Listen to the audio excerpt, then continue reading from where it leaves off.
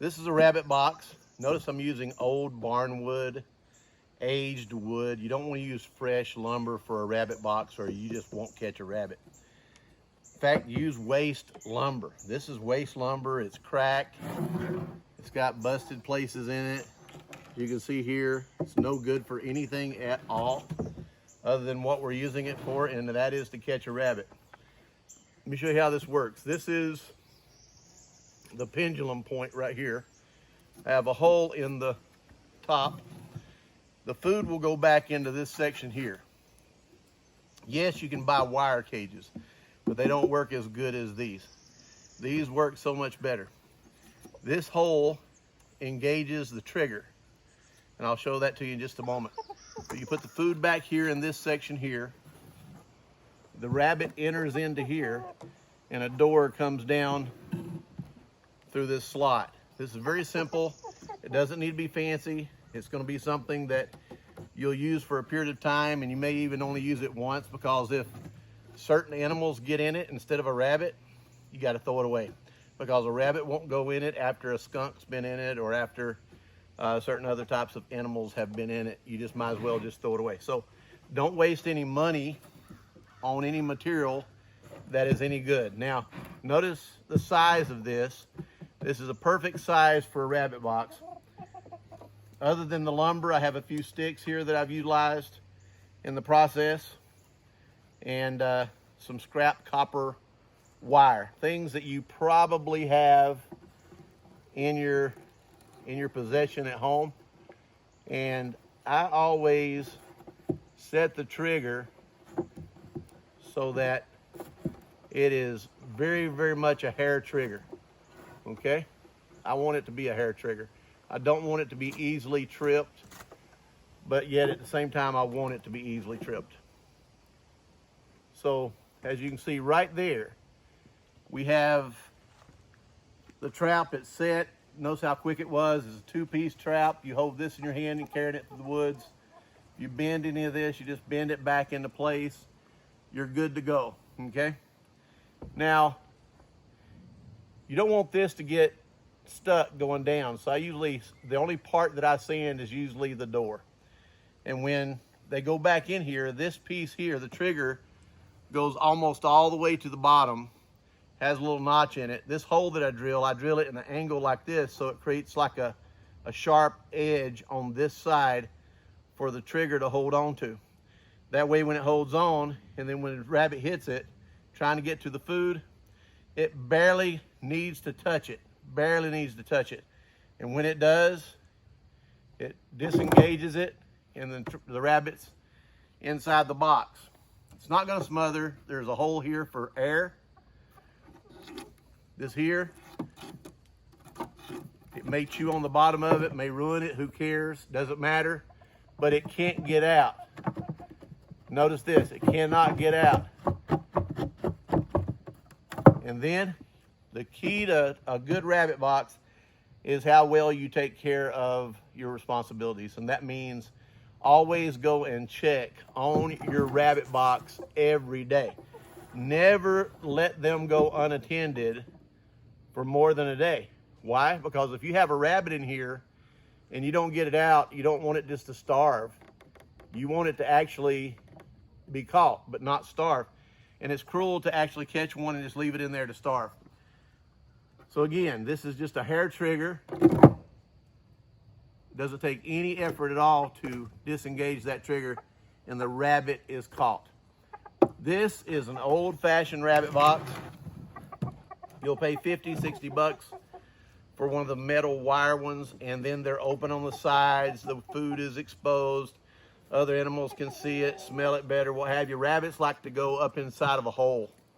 That's their natural habitat anyway. This is a perfect case scenario of a really, really well-built rabbit box. And notice if I were to pull up any further, it would get up out of its track. This keeps it in its track. And if you hold it up too far, see what happens? That's what you don't want to do. You want to make sure it's lined up perfectly. See this? You want to line it up perfectly. You notice I always try to slide it forward just a little bit, like this right here. And the reason I do is because I want this to be straight up and down as much as possible. And when you do, you know you're going to get a good closed door. And this has to be tight or the rabbit can get out. If you lean it back, you have it leaning this way and it disengages, it's not going to work. The key here to making this work properly is you want it leaning forward just a little bit. And this is just primitive ways of doing things. See that? How easily triggered it is? Anybody that grew up in the woods, in the forest, in the country, most of us know what it's like to have a rabbit box. What I do normally is I put me a little mark right here. And now that is engaged. That is ready to catch a rabbit. I want to show you something. Picture this as being a rabbit. It's going to go up in here. It's going to try to get to the food. And as soon as it does, the door comes right down on it. And I mean, this is a heavier section here than this is. It's going to come down. So, anyway, you got any questions on how to build a rabbit box? This is a simple country rabbit trap. We call them rabbit boxes. And just like setting any trap, you want that trigger to be a hair trigger. You don't want it to be something that is, when you set it, it's like automatically just grabbing, because if it does, then it's not a hair trigger, okay? Now, you notice what I've got here. If I pull it too far forward, it's gonna pop out of this trigger here. I know what I've designed it to be. Look here. See this? Watch. It's a perfect rabbit box. Now, as far as the size of it, this here, again, I just use scrap materials. Doesn't have to be perfect.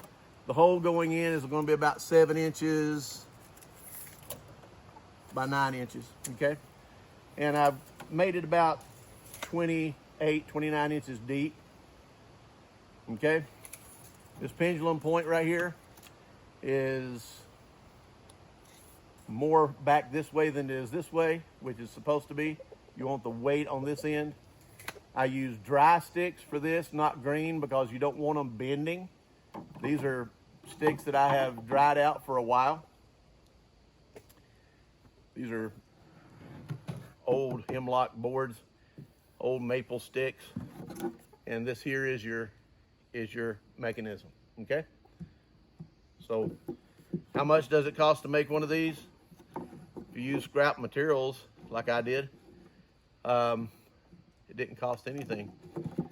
So if you don't know how to make one, you need to try. And at the same time, this is a good project. Any of you that are homeschooling, to learn how to make a rabbit box. Because it takes coordination, it works on different skill levels, and it's basically a type of, old-fashioned engineering.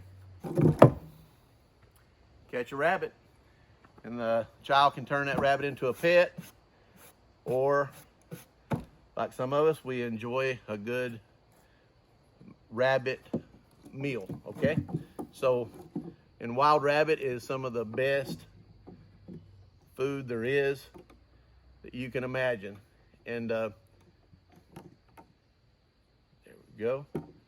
What I do is I always try to set it a few times so I get used to how I have it adjusted. And if I need to readjust it, I can. And again, here's your trigger. You've caught a rabbit. I'm gonna turn it this way one time so you can kind of see the door go down.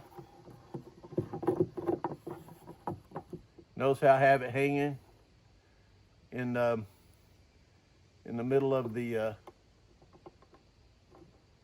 I want it, when you set it in the forest, you want to make sure you're not leaning it too far one way either. Didn't realize I had a bunch of stuff in the way here during the video. But you want to make sure that you don't have anything in the way of your trap in the forest. You want to make sure you get it good and level this way, and I try to get it good and level this way. And the reason I do is because if it's off level and it's leaning, that door may not shut properly. I want it to shut just like that. Okay? Let me know in the comments what you think. If you built rabbit traps when you were younger or still do, let me know. And I would love to hear what you have to say.